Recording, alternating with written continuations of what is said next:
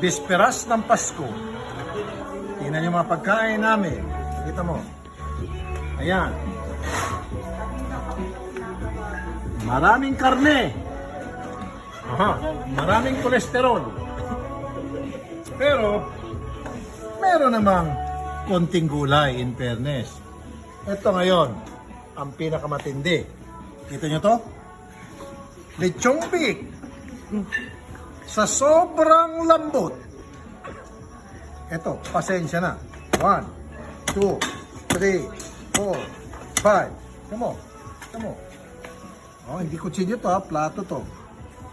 1, 2, 3, 4, 5.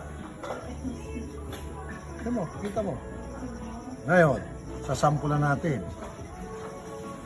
Oh. Wow.